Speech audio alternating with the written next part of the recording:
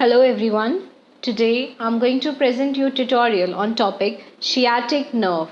In this video we are going to cover the origin, course, branches and the clinical anatomy related to sciatic nerve. So let's start. Sciatic nerve is the nerve of your posterior compartment of the thigh. It is the thickest nerve in the body.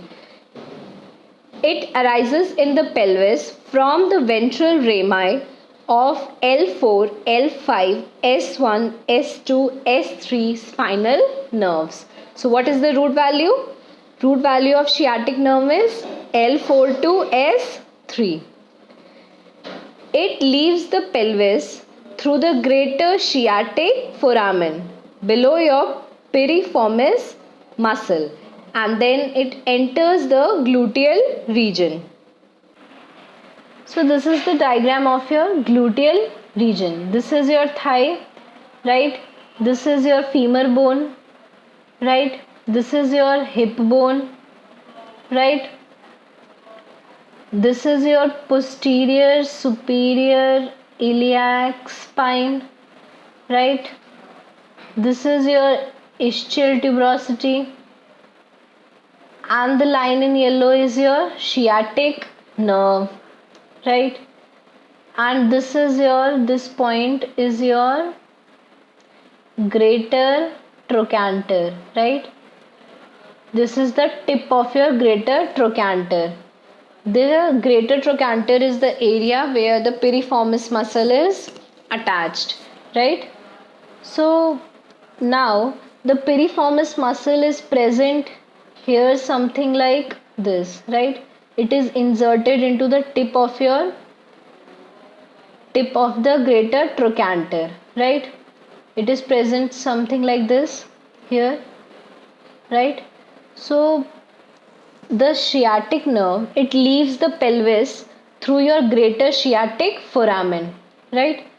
This is your greater sciatic foramen, and here we have the lesser sciatic foramen. So the sciatic nerve, it leaves the pelvis through the greater sciatic foramen below the piriformis muscle. This was the piriformis muscle. So it is leaving the pelvis below the greater sciatic foramen, through the greater sciatic foramen below the piriformis muscle, and then it enters the gluteal region, right? In the gluteal region, it descends between the greater trochanter and the ischial tuberosity along the back of thigh, right? So here we have the greater trochanter. This is your greater trochanter, right? So, and this is your ischial tuberosity, right? I already told you.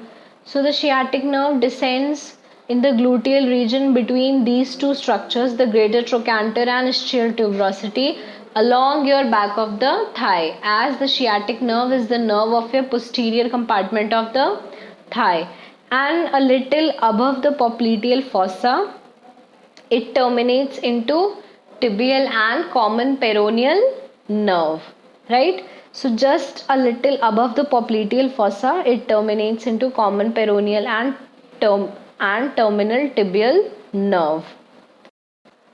Popliteal fossa is a diamond shaped fossa that is present on the back of your knee. A separate video on popliteal fossa has already been uploaded, right? Now coming to the branches of your sciatic nerve. So it arises from your ventral rami of L4 to S3 spinal nerves.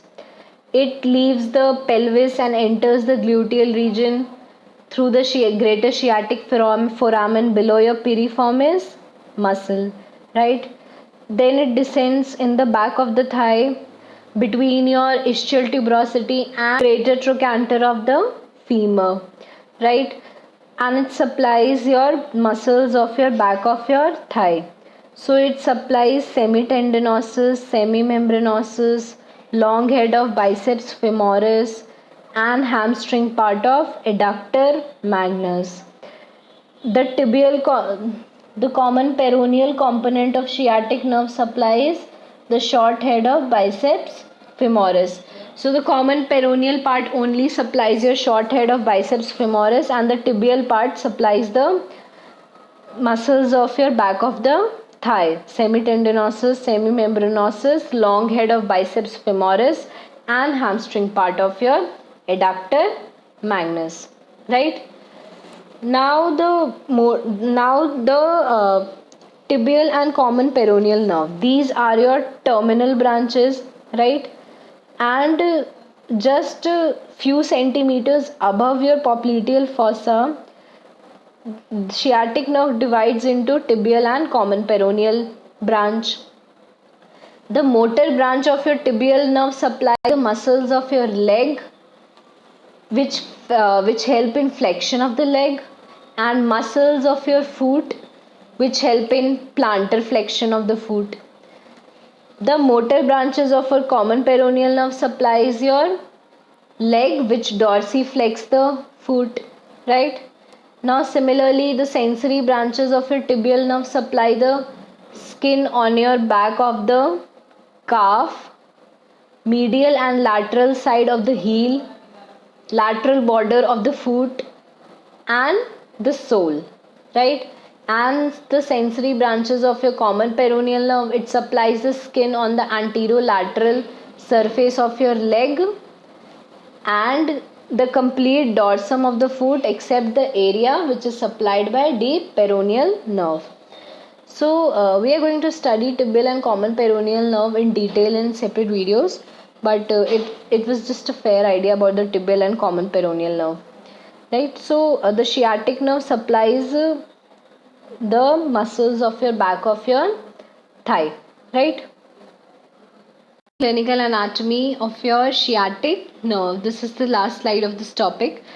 So the intramuscular injections are given in the gluteal region, in the gluteus medius muscle, in the upper lateral quadrant of your gluteal region. Upper lateral means this is the quadrant. So upper lateral quadrant in this region, right?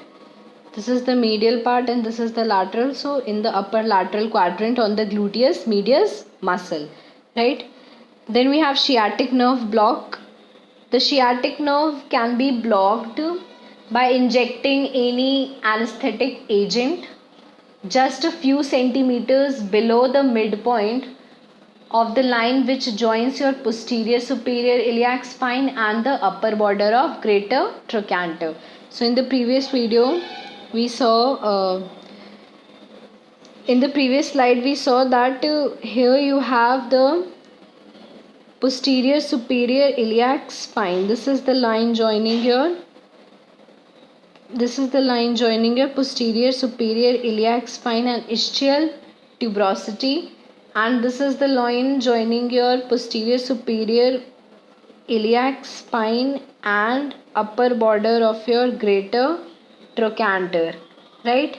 So and here in this diagram you can also see that this is the site, the upper lateral quadrant on the gluteus medius muscle. It is the site of your intramuscular injection. So here the sciatic nerve can be blocked if there is any use of any anesthetic agent just few centimeters below the line, below this line, the line joining your posterior superior iliac spine to greater trochanter, the tip of your anterior border of your greater trochanter, right? So here the sciatic nerve can be damaged and it can lead to sciatic nerve block, right? Then next we have piriformis syndrome. What is piriformis syndrome? In piriformis syndrome, it is basically a clinical condition which is characterized by your pain in buttock due to compression of your sciatic nerve by the piriformis, right? So we saw that sciatic nerve passes through your greater sciatic foramen below the piriformis muscle. So here there can be compression of your sciatic nerve by the piriformis muscle, and it mostly occurs in sports which require excessive use of your gluteal muscles. For example, ice skating, cycling, right? And it causes hypertrophy or spasm of piriformis muscle, which can lead to compression of sciatic nerve, and the patient suffers pain in the buttock, right? Next we have sciatica. What is sciatica? Sciatica is a clinical condition in which there is shooting pain, there is intense pain in your buttock, posterior aspect of your thigh, lateral aspect of your leg, and dorsum of the foot. That is along your distribution of your sciatic nerve, along the course of distribution of your sciatic nerve, and it basically occurs due to compression and irritation of your L4 to S3 spinal nerves, right? And it is caused due to hernia of your intervertebral disc of lumbar vertebra, right? So there is hernia in the intervertebral disc of your lumbar vertebra, and as a result it causes compression and irritation of your L4 to S3 spinal nerves, due to which the patient suffers intense pain along your distribution of the sciatic nerve. That is your sciatica, right? So this was about the clinical anatomy of your sciatic nerve. So guys, I hope everything is clear to all of you. If you have any doubts, let me know in the comment section below, and don't forget to like, share and subscribe. Thank you.